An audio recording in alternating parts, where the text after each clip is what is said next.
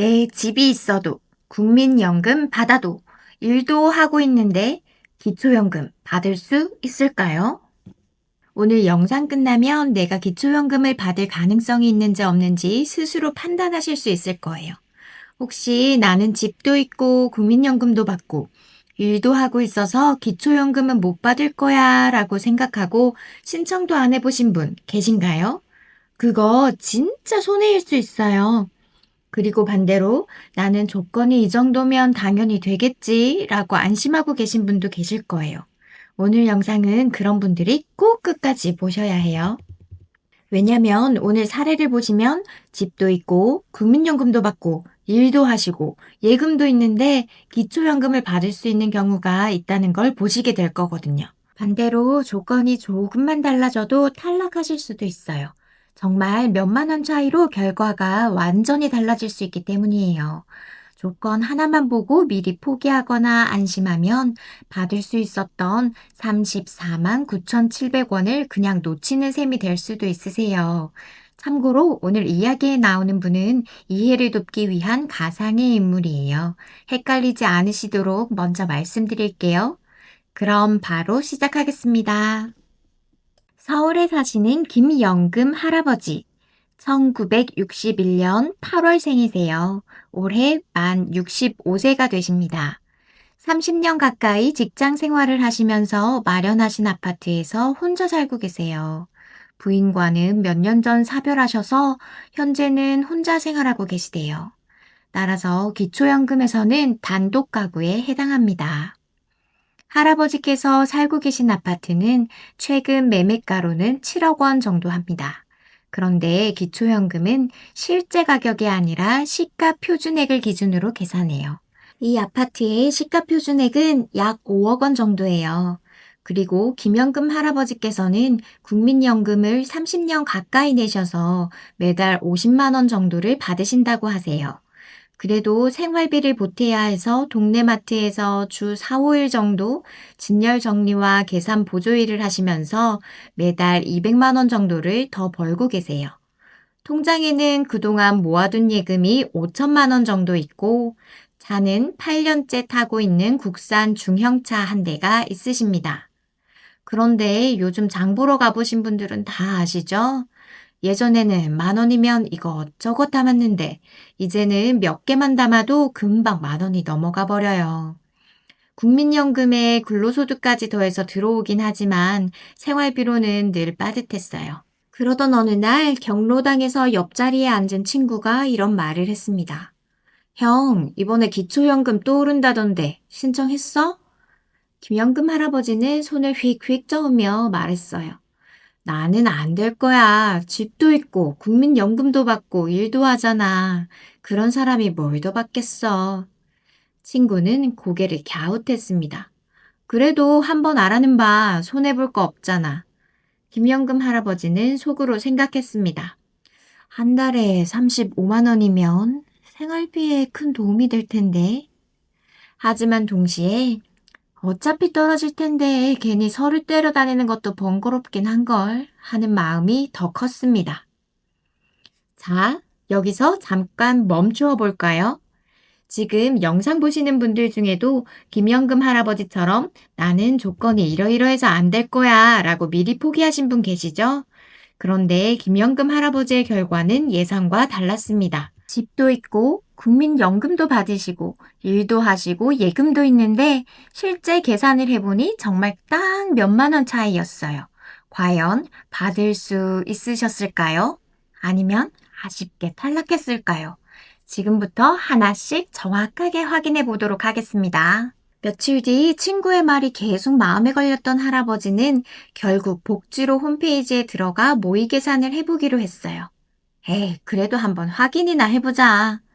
화면에는 나이, 거주지, 소득, 재산, 자동차까지 차례로 입력하는 칸이 나타났어요. 김연금 할아버지는 하나씩 짚어가며 자신의 상황과 비교해보기 시작했어요. 집도 있고 국민연금도 받고 일도 하고 있는데 정말 가능할까? 그렇게 김연금 할아버지의 기초연금 자가진단이 시작됐습니다. 첫 번째 관문은 나이와 국적이에요. 기초연금은 기본적으로 만 65세 이상 대한민국 국적을 가진 어르신이 신청하실 수 있어요.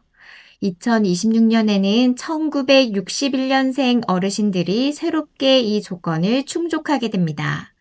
김영금 할아버지는 1961년 8월생이세요. 생일이 8월이니까 한 달 전인 7월 1일부터 신청이 가능하세요. 이 부분은 가볍게 통과입니다. 그런데 여기서 중요한 포인트가 하나 있어요.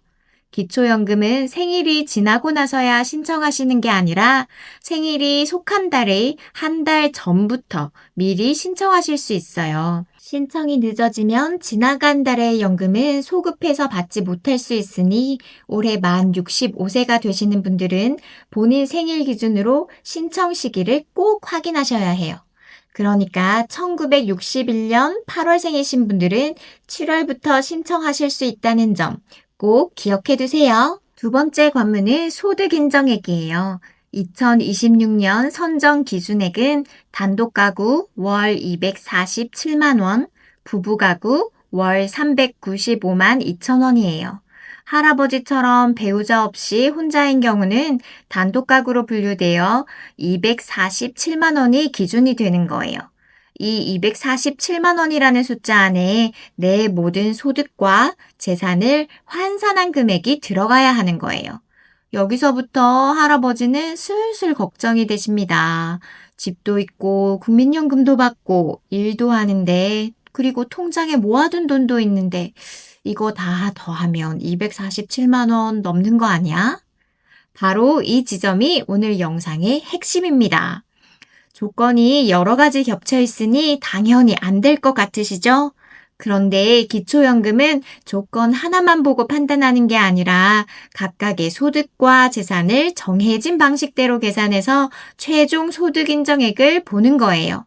실제로 하나씩 숫자로 계산해 보면 결과가 예상과 달라질 수 있어요. 지금부터 정확하게 따라가 볼게요. 먼저 집부터 보겠습니다. 본인 명의로 집을 가지고 있어도 집이 있다는 사실 하나로 탈락하는 게 아니에요.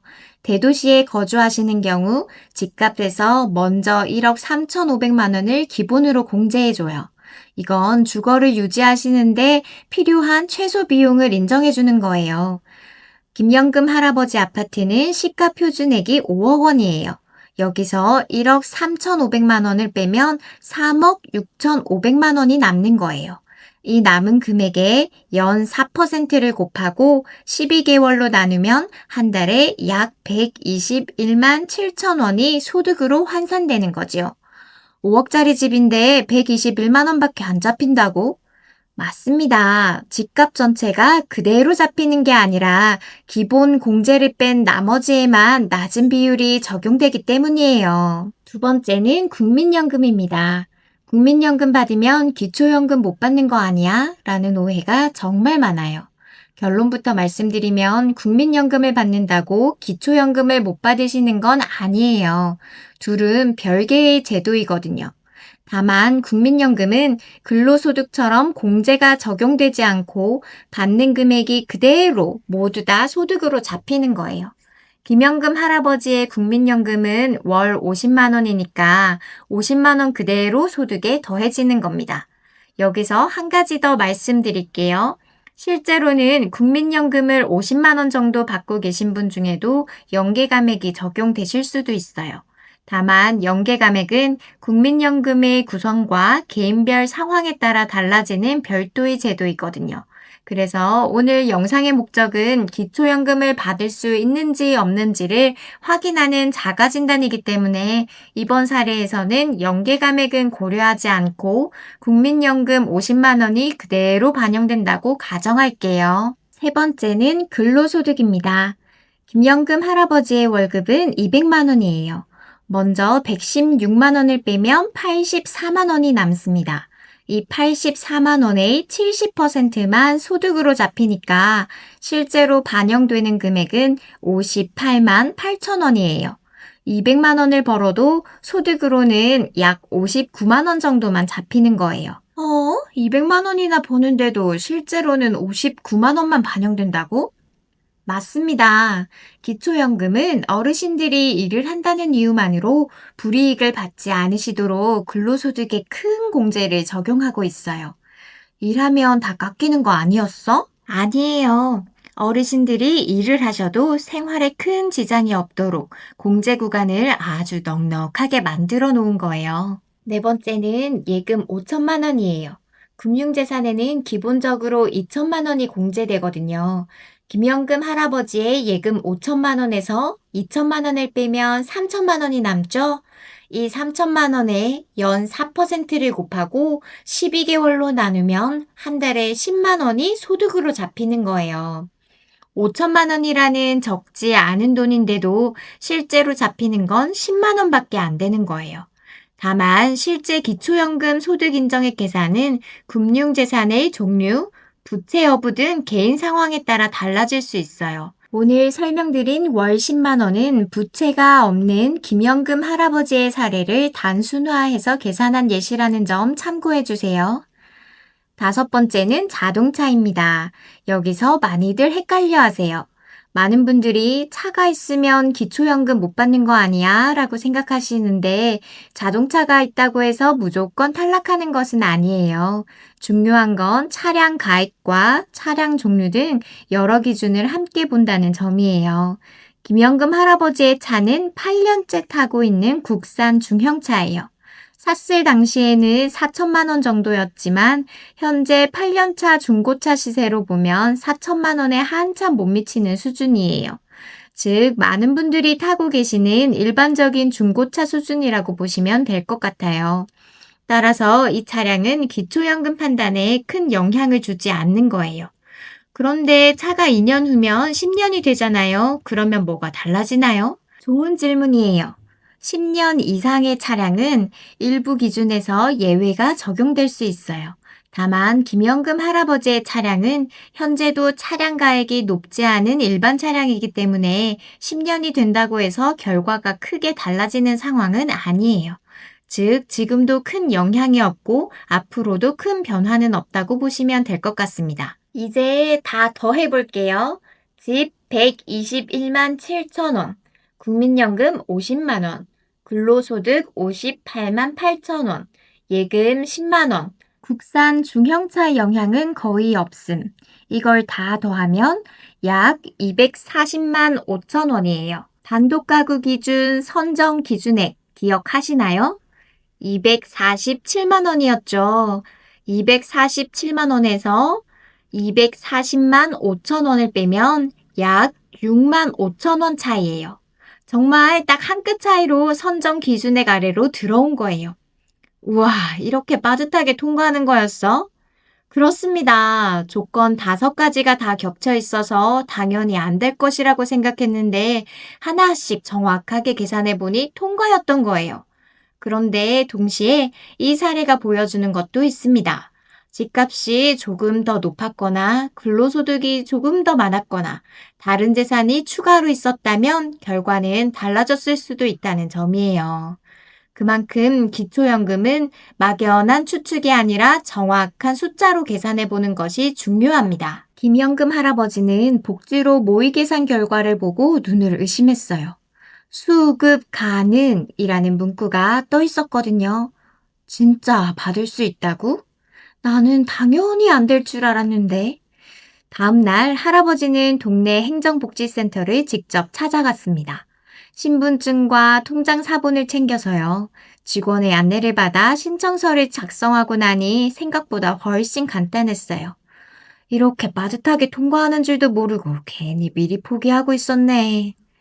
며칠 뒤 할아버지는 경로당에서 그 친구를 다시 만났습니다. 나 국민연금 신청했어. 그런데 진짜 딱 몇만 원 차이로만 받게 된 거더라고.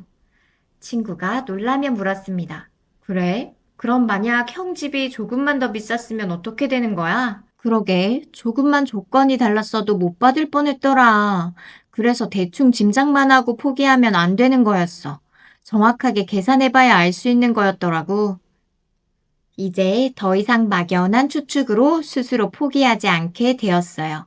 정확한 자가 진단을 통해 본인의 자격을 명확히 확인하고 2026년 노후 자금을 든든하게 확보할 수 있게 된 것이에요. 오늘 내용 정리해 드릴게요.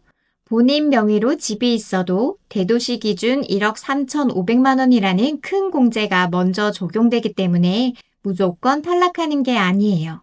국민연금을 받고 있어도 기초연금은 별개로 받을 수 있고 약 52만 4천 원을 넘지 않으면 감액도 없습니다. 근로소득이 있어도 116만 원 공제 후에 30%를 더 빼주기 때문에 실제 반영되는 금액은 매우 적어요. 예금도 2천만 원까지는 공제되고 그 이상의 금액에만 낮은 비율이 적용됩니다. 중고차는 차량 가액이 4천만 원을 넘는지가 핵심이고 애초에 가액이 낮은 차라면 차량과 무관하게 계속 안전해요. 그리고 오늘 사례에서 가장 중요한 건 이 모든 조건들이 합쳐졌을 때 딱 몇만 원 차이로 결과가 바뀔 수 있다는 점이에요. 이 정도면 당연히 되겠지. 혹은 이 정도면 당연히 안 될 거야 라고 짐작만 하지 마시고 꼭 정확한 숫자로 확인해 보시길 바랄게요. 혹시 지금 영상을 보시면서 나도 이런 조건인데 미리 포기하고 있었나? 라는 생각이 드셨다면 지금 바로 복지로 홈페이지에서 모의 계산을 한번 해보시기 바랍니다. 신청은 만 65세 생일이 속한 달에 한 달 전부터 가능하고 복지로 온라인, 국민연금공단 지사, 동네 행정복지센터 어디서든 가능해요. 그리고 주변에 비슷한 상황의 부모님이나 이웃 어르신이 계시다면 이 영상 꼭 공유해 주세요. 오늘 영상이 도움이 되셨다면 구독과 좋아요, 알림 설정 부탁드려요. 그리고 평소에 이거 어디서 신청하는 거지? 자식한테 물어봐도 금방 설명해주고 끝나버려서 잘 모르겠더라. 이런 생활 속 궁금한 점이 있으시다면 댓글로 남겨주세요. 국민연금, 기초연금뿐 아니라 생활 속 꼭 필요한 정보들을 최대한 쉽고 차근차근 설명해 드릴게요. 여러분의 댓글이 다음 영상의 주제가 될 수도 있어요. 시청해 주셔서 진심으로 감사드려요. 모두 건강하시고 행복하세요.